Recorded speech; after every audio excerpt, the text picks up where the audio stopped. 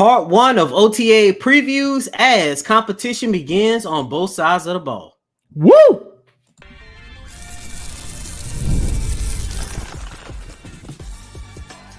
You are Locked On Texans, your daily podcast on the Houston Texans.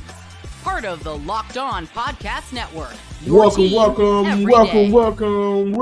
Welcome, Houston, to this Monday episode of the Locked On Texans podcast, a part of the Locked On Podcast Network, your team every day. Thank you to all of our first-time listeners and viewers. Come on in, get comfortable, subscribe, like, and comment to the podcast on YouTube and wherever you get your podcast. Also, thank you to all of our returning listeners coming back for another episode as Cody and I continue to talk Texans. Really quick, man, we really appreciate y'all so much, man. Y'all don't understand. Just your energy that you give us allows us to continue to go on. I'm your Texans football analyst, John, some sports guy Hickman. On the other side of the screen, Texans credentialed media member, Sports Illustrated's own Khil Davis. Today's episode is brought to you by FanDuel. Make every moment more. Right now, new customers get $150 in bonus bets with any winning $5 bet.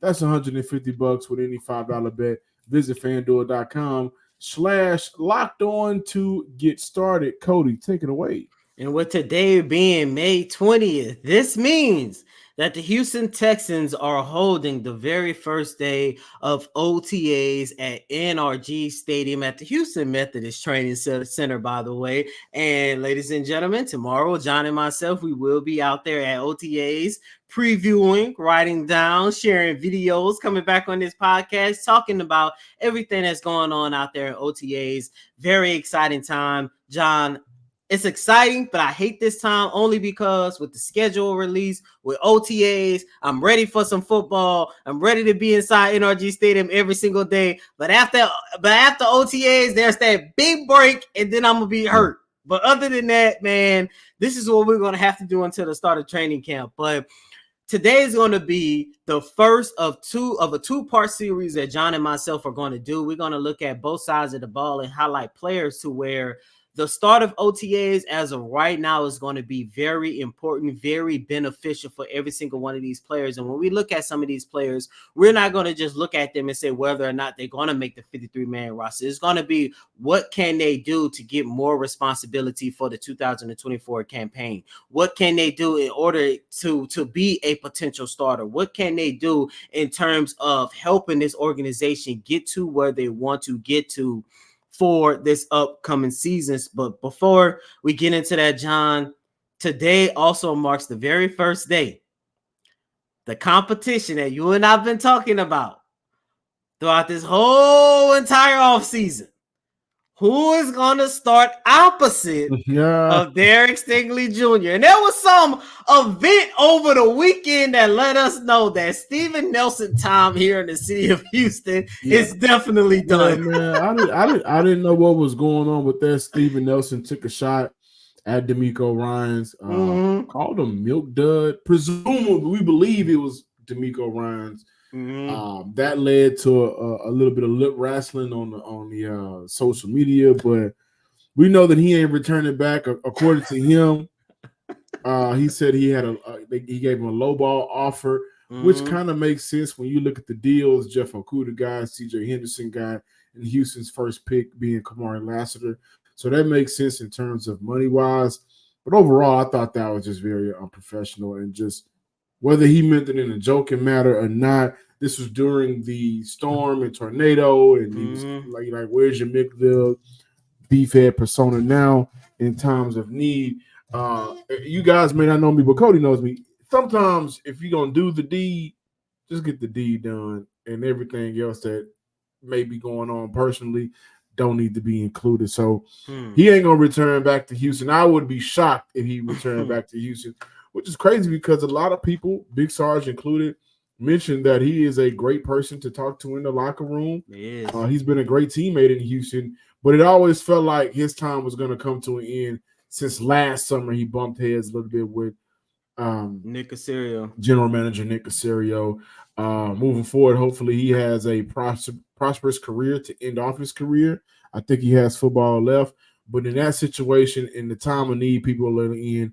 If you got something good to do for the community, for the city of Houston, just do it. The rest of it was kind of nonsense, to say it nicely. But what I will say, John, first and foremost with Steven Nelson, man, thank you so much for a very good last 2 seasons here in the city of Houston, both on and off the field. Once again, just piggybacking off of what you said, man, Steven Nelson was and still is a great person that you can talk to inside the locker room and stuff. And we all know he was a very important and impactful player for this organization over the last 2 seasons. But, this is a business, and I do believe the Houston Texans are in a good position with Kamari Lassiter, Jeff Okudah, and even CJ Henderson. I think they're in a really good position in terms of having a good group of cornerbacks to evaluate throughout this process to see who is going to start opposite of Darius Stingley Jr. come week 1 of the 2024 season. However, John, to start off this defensive preview of OTAs, I don't want to look too much into CB2 because that's something you and I have talked a lot about. I kind of want to start with the front four. I want to start with the one guy at the top of my list who I believe OTAs is going to be very beneficial for, and that's my guy, Khil Davis. And we have been rooting for Khil Davis ever since we saw him at training camp last year. And Khil signed a contract this offseason to extend his career here in the city of Houston. He's definitely going to be part of the 53-man roster. However, John, every time we evaluate this defensive line throughout this whole entire offseason, we always went back to what are the Houston Texans going to do at D tackle? Are they going to have an opportunity to sign Eric Armstead? Like you and I was told, that was a realistic option during free agency. They're definitely going to use one of their top draft picks in order to address that position of need. Well, look what they ended up doing. They did not address that position of need. But the one thing that always sparks my interest with Khil Davis is the fact that even though we was looking at how can the Houston Texans address that need, they probably already had the answer, and that answer was always Khil Davis. You're talking about a guy who played a vital role for the Houston Texans in 2023. And the one thing that I loved about Khil Davis was the fact that he was able to make an impact on this team, impact on this defense without being a starter. In 15 games, he made one start, appeared in 41% of the defensive snaps last year, ended up recording 32 tackles, 6 quarterback hits, 20 sacks, 1 forced fumble. And you also got to keep in mind that he was also really good and helped the Houston Texans revamp their run defense with a pro football grade of 57.1. The reason why I believe that this OTA period is so important for Khil Davis because he's not only going to reestablish himself as a vital member to this defense, but he's going to have an opportunity to compete for that starting spot. And I just told you guys how good he was as a reserve, as a situational type person. I truly believe if Khil Davis go out there and start having a really good offseason, starting with OTAs, he's definitely going to be starting come week 1 of the regular season. Let's stay at the competition for the D tackle spot. And I do want to say this. I love Khil Davis. I think he'll have an opportunity to compete for that starting role.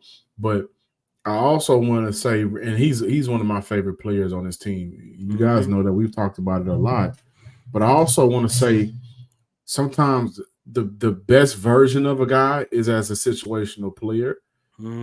That way you can maximize the things that he does well. And with that being said, I look at Mario Edwards, a guy that is he going to play outside? Is he going to play inside? Mario Edwards, as of right now in his career, he has 981 snaps played outside of the tackle, over 1,200 lined up in the B gap. And when you look at the depth chart for Houston right now, of course, Danielle Hunter and Will Anderson are the 2 edge rushers.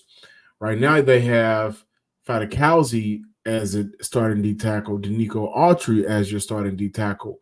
But the backups right now is Mario Edwards and Khil Davis, what you mentioned, Cody, and Marcus Harris. He's a rookie, from Auburn.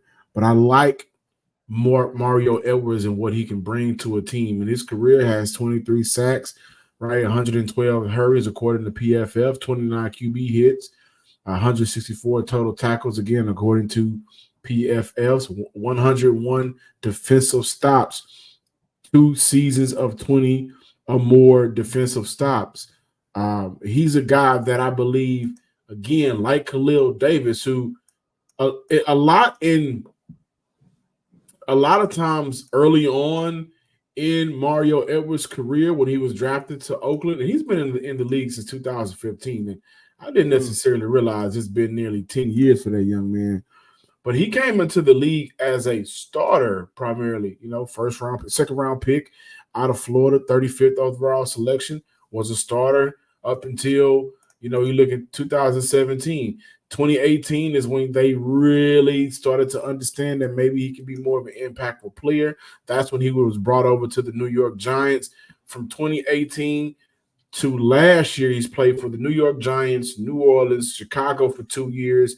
You really saw him kind of play a little bit more, 6 sacks in 2 years for Chicago, play a little bit better version of football. Tennessee in 22, Seattle last year. But he has been a player that has been in a lot of different systems. He's worked out in a lot of different systems. He's not a starter, but I like what he can do for Houston simply because we scream it a lot. We're going to continue to scream. We're going to continue to beat the tables and beat our chest. Depth purposes, he's going to be a guy that DeMeco Ryans can use, right? He's a poor man, in my opinion. He's a poor man, Denico Autry. He can line up outside. He can line up inside. He can be impactful in both. And when you look at what Houston can potentially do, Mario Edwards, Anderson, Hunter, Autry, then you have a Khalil Davis, you sprinkle that in. Then you have maybe Marcus Harris. Then you have Fadakowski. Then you have Tim Settle Jr. Kurt is still on this roster. They got some guys, but what I like most about the competition at D-tackle, specifically for Mario Edwards, again, he's played in different systems for the past 5 to 6 seasons. Starting off this week, this will be a great opportunity for him to get acclimated and accustomed to the Texans' swarm defensive mentality. So that's why I like it the most this week. He's going to have an opportunity to get used to what they want to do and find a role.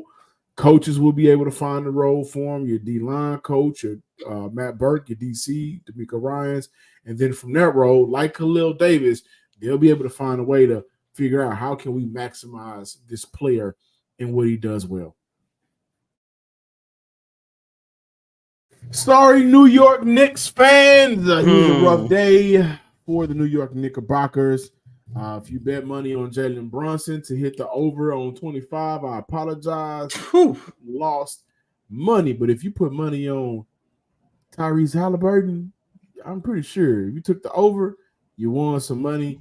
And let me tell you right now, with FanDuel, while they are in winner-take-all season with the NBA and NHL in the playoffs, got MLB as well, FanDuel is giving you a shot to bring home big wins of your own. Right now, new customers get $150 in bonus bets with any winning $5 bets. That's $150 to bet on spreads, money lines, player props, and much more. Visit FanDuel.com/locked-on and make every playoff shot count. FanDuel, America's #1 sportsbook. Welcome back in, Locked On Texans listeners and viewers. So the safety position has been a conversation I think a lot of people have talked about it. You guys know if you've been listening. If not, if this is your first time, Cody and I have been talking about the safety position a lot this offseason. That was one of my biggest areas of concern for this defense as we got ready to go into the draft season and free agency. And now OTAs, the offseason workout programs, going into training camp and moving forward for the 2024 season. Houston addressed the safety position in the draft by drafting Kalen Bullock. We've talked about him. We've talked about his range. We've talked about what he can bring to this team as a single high safety. Surprisingly enough, this year, General Manager Nick Caserio used all 7th-round picks this year. Last year, he didn't, but one time. That was safety Brandon Hill out of Pitt. Houston has 2 picks players on their roster. Jerry Wayne made the practice squad last year after being an undrafted rookie. Shout out to Jay Wayne, man. Brandon Hill. We haven't seen a lot of Brandon Hill, also pit safety on this roster as well. Cody, realistically, when you look at the Houston Texans right now, Jalen Petrie, Jimmy Ward, Kalen Bullock, Lonnie Johnson, MJ Stewart, Eric Murray, Brandon Hill. Realistically, what can that young man do in Brandon Hill to have a shot this year? I think he could shake up that whole defensive backfield. And John, this started coming to my attention because we had an opportunity to talk to Nick Caserio, I want to say a total of 3 times this entire offseason. And every time we talked to Nick Caserio, he always used Brandon Hill as a way to point out the competition that is going on at almost every single position. And the one thing that he said about Brandon Hill, and of course I'm paraphrasing here, but he said on April 18, we had an opportunity to talk to him right before the draft. He said, you have a player like Brandon Hill who didn't really get a true opportunity last year because he was injured. He got injured in OTAs, didn't really have training camp, and that kind of pushed him towards the back. However, there is something about Brandon Hill that excites Nick Caserio. That is something that about Brandon Hill that excites DeMeco Ryans. And I look at Brandon Hill and I say, maybe that's why we did not see the Houston Texans address the safety unit like we thought they could. And look, I get it. I understand it. When you take a look at his numbers as of right now in 2023, Brandon Hill only played in 2 games, only appeared in 1 defensive snaps, 26 total snaps, and the other 25 came on special teams. However, at the start of OTAs, as of right now, I believe he is 3rd on the depth chart as strong safety behind Jimmy Ward and MJ Stewart. John, as of right now, I think we all can agree that Jimmy Ward is definitely going to be starting come day 1 of the regular season. However, when you take a look at somebody like MJ Stewart, who, look, understand, I don't know if Jimmy Ward is going to be the day 1 starter.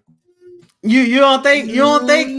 I am going on record by saying I think when we look at this draft class at the end of the year, when we look at defensive snaps played, I'm going to go on record right now and say Kalen Bullock will probably play, bearing any injury, more snaps than any other defensive player, than any other player in this draft class for the Houston Texans.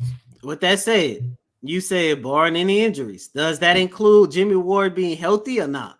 Because that's the only reason why we've been having this discussion throughout this whole entire offseason. No, I mean bearing any injury from Kalen Bullock. That includes just going into training camp and being a better safety for Houston as a starter. Okay.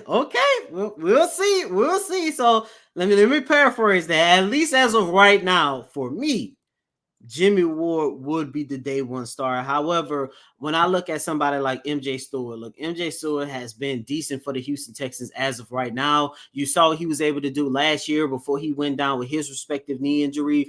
He was able to fill in that gap for Jimmy Ward, for Jalen Petrie. However, John, when I look at MJ Stewart and I look at the potential of what Brandon Hill can do, I look at that from a situation. Look, starting in OTAs, Brandon Hill can shake up that defensive backfield and be somebody that can eclipse an MJ Stewart in terms of getting more defensive snaps for this upcoming season. For those of you guys who don't know, when you go back and you take a look at Brandon Hill's time at Pitt, that young man, you could start to see what type of potential that he can definitely have. In 3 seasons, this young man had 162 tackles. So you already know that he has the physicality that Coach DeMeco Ryans and Nick Caserio definitely want on the defensive side of the ball. 10 pass deflections, so you already know that he's a playmaker on the ball. He had a career high 5 in 2021, of course, to go along with 4 interceptions. John, Brandon Hill has always been an intriguing prospect to me. Going back to Locker Clean out there, I had an opportunity to speak to Brandon Hill one-on-one about how was he going to attack this offseason, and this is what he had to say. So, when you look back on your rookie season, man, how was it? It was great. Blessing. Learned a lot. Seen a lot of things. A lot of good guys. Was part of a great team, a great organization, great coaching staff, and just it was all a blessing. Yes, sir. I was now what this offseason going to be like for you? You know, because last offseason, you know, you declared for the draft. You know, you had to go through all the draft stuff and everything. You're drafted by the Texans, and you really didn't know what to expect. Yeah, exactly. Now your first season is over. You know what to expect now. How much is just having that idea of like, I know what to expect, I have a foundation? How much is that going to benefit you this offseason? It's going to benefit a lot. So like I said, I've been fortunate enough to be around a lot of good vets in my safety room, in the defensive back room, even as a team as a whole.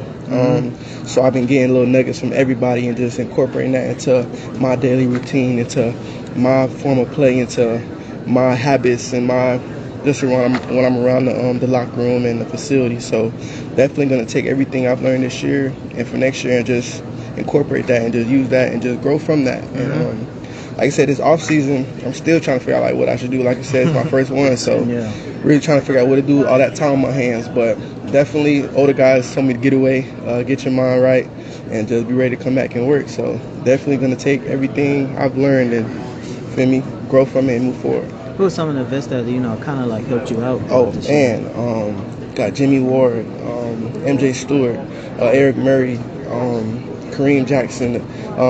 He just came on. DeAndre Houston Carson definitely been a big help this year, which is like I said, the nuggets and just picking their brains and just Adrian Amos, Steve Nelson, Desmond King, TT, all those guys, man. All those guys helped this be a good first year for me, a good learning year, a good way to experience my first year in the league. So definitely can thank those guys. And yes, sir. Last question before I let you go. What is it like knowing that you are part of this foundation of youth that the Texans have established, knowing that how you guys came in and revamped the franchise moving forward? Yes, sir. It means a lot. I'm proud of the rookie class and what we was able to do this year. And we are bringing something to the future that everybody will be excited about. The city, the fans, this organization should be excited about. So I'm excited to be a part of it, and it's a blessing to be a part of it. So really just want to take it day by day, but just know that we're ready to work and to keep stacking those days. Favorite rookie moment? Favorite rookie moment? It had to be when all the rookies had went to this little golf place. All the rookies were out there, and it was just fun camaraderie. We all connected well, laughing, joking, good food, just being around each other. So definitely those little rookie things we had this year, definitely probably some of my favorite moments. Last question for real this time. Yes, sir. I got you. Because you and Jerry Wayne, you know, went to the same college and stuff. How was it just reuniting with them, having somebody that you can actually, you know, that you already knew that you had camaraderie and stuff with? Yeah, it was great. Like you said, I already knew Jay Wayne, so that vibe, that connection was already there. And us being rookies coming into an unknown territory as the NFL, like, it's football at the end of the day, but it's so much more that goes on to it. So just being with him, getting acclimated with him, and just finding our routines and just asking what he thinks about this or how he's seen that. Just really just picking each other's brain and just really getting through it together. Couldn't ask for anything better. A guy like Jay Wayne to be here with me, it's definitely been a blessing for sure. Thoughts on Coach D'Amico Ryans? Oh, man, great coach.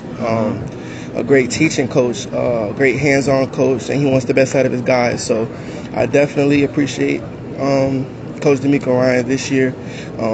He's done an amazing job, and we got more in the tank. So yes, sir. Appreciate you, my guy. Thank you. Forget OTAs, man. Brandon Hill is going to be at the top of my list of players I cannot wait to see in 2024 because, John, when I went back and listened to that interview, the reason why I played is because when you take a look at a prospect who was drafted in the 7th round, those are the type of things that you want to hear. You want to hear them literally take their full entire season and just learn from afar. You already heard of veterans that he named that helped him throughout his rookie season. Now it's time for him to utilize all of those lessons and see what he can do in hopes of playing a vital role for this organization for this upcoming season.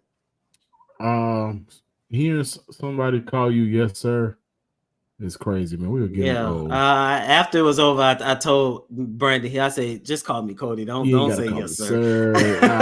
We be saying young man alive. We getting old, man. Texans legend retires. Don't go nowhere. We're talking about DJ. He's not a Texan legend? Oh man, I'm sorry, guys. Summertime is coming up. Artists are going on tour. If you want some tickets for that, or if you want to go watch the Houston Astros, who I believe right now is on a 6-game winning streak, as they make a playoff push, will just be better than how they started the year off. They started off the year pretty bad. If you want to go watch them at the Minute Maid Stadium, or if you just want to get ready for the NFL season, check out Game Time with killer last-minute deals, all-in prices, views from your seat, and their lowest price guarantee. Game Time takes the guesswork out of buying NFL tickets. Zone and flash deals. You have an opportunity to save more with exclusive in-app deals on select seats ahead of the game or event. And again, with the last-minute deals Game Time offer, you can save up to 60% for sports, concerts, comedy, theater events near you. Views from your seat, you get an opportunity to check out their panoramic view option from your seat in the app before you buy, so you know exactly where you're sitting, and the lowest price guarantee, or Game Time will credit you 110% of the difference. Take the guesswork out of buying tickets with Game Time. Download the Game Time app, create an account, and use code LOCKEDONNFL for $20 off your first purchase. Terms apply. Again, create an account and redeem code LOCKEDON NFL for $20 off. Well, back in, ladies and gentlemen, to this Monday installment of Locked On Texans. John, I don't know about you, but there's moments in my life I always remember where I was when X, Y, and Z happened.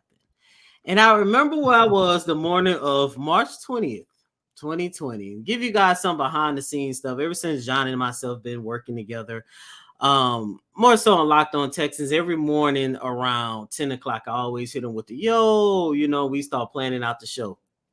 And if it's like breaking news or potential breaking news, it'll start off early. And I never forget, morning of March 20th, 2020. Of course, we was all at home because COVID had just shut down the world at that time. I was at work. And I remember ESPN was on. And I remember looking at Get Up, and I can't remember, and it was Adam Schefter was like, yeah, the Texans might put DeAndre Hopkins on the trading block. And I told John, I said, hey, man, this might be something we could play around with. When I say play around with, that means it's news that we don't think is true. About 10 minutes after that message, breaking news, the Houston Texans have traded DeAndre Hopkins and a 4th-round pick to the Arizona Cardinals for David Johnson, a 2nd and a 4th. John, here we are about 4 years after that trade, and David Johnson announced his retirement on Instagram. And the only reason why we're talking about it is because we always give our respect to former players of this organization when they retire. We did it a couple weeks ago with Duke Johnson. Now we got to do it with David Johnson, man. He retired. He had 2 great fantasy years. One, actually. 1.5, because in 2016, that's when he had over 1,000 rushing yards, and I think he had like 800 and something receiving yards. And at the time, he was starting to look like arguably, if not the best running back in the game in 2016, all-pro season. 2017 started really good. Then I believe he went down with a hand injury, and after that hand injury, man, his career went. It wasn't the same after that, unfortunately. 2016 was a good fantasy year. 2018 was a good fantasy year. 900 rushing yards, 7 TDs on the ground. But what David Johnson always was impactful. 50 catches, 446 yards, 3 TDs. Got to Houston his first year. Ran the ball kind of well, 4.7 yards per carry on the ground in 2020, 314 yards in the air. But Northern Iowa was his college 3rd-round pick. He did what he was supposed to do in the league. Houston had no business trading for him. Well, trading DeAndre Hopkins to Arizona, and that was all that they got back in return. David Johnson. But overall, another Texan legend retires. That man say Texan legend. But I would say, man, in hindsight, this trade, the only reason why I really wanted to revisit this, John, is because this trade kind of like brings into light, like, one, how bad and how fast the fall off was with that era of the Houston Texans, but at the same time, how respectable and how good they rebuilt this organization, like within 4 years. I mean, think about it. Like, that was the beginning of the end for that version of the Houston Texans. And that's when we thought it was going to be a normal rebuild, but come to find out it wasn't. And we all know everything that literally transpired after they traded DeAndre Hopkins. I mean, hell, right after that, that's when we started seeing how unhappy J.J. Watt was with just not this franchise, but with ownership. Now, it's almost every single week he's hitting at the fact that he want to come back. But, shout out to David Johnson, man. He was one of the first players that I had an opportunity to talk to a little bit. I say a little bit only because, one, I was still new at the game, and two, and most importantly, that was during the weird rules that we had during COVID, so we really couldn't talk to the players a lot. But he was one of the players, man, that was, very respectable with the media. And the one thing that always kind of like, the one thing that I always wanted to make sure I gave David Johnson the most credit for, is the fact that you saw it. He wanted to be good. He always wanted to get back to the player that he was in 2016 and 2018. But unfortunately, due to injuries and the circumstances of the Houston Texans at the time, he was never able to recapture that moment. But, shout out to David Johnson, man. At the end of the day, regardless of things that transpire in Houston, he had an opportunity to live out his dream. Thank you for listening to this episode of the Locked On Texans podcast. Please subscribe, like, and comment to the Locked On Texans podcast on YouTube. Also, wherever you listen to your podcast, give me a follow on Twitter at John_Hickman12. And as always, I'm your host, Cody M. Davis. Please remember to follow me on Twitter at Cody Davis _24. Once again, that's Cody, COTYDAVIS _24. Until next time, ladies and gentlemen, peace.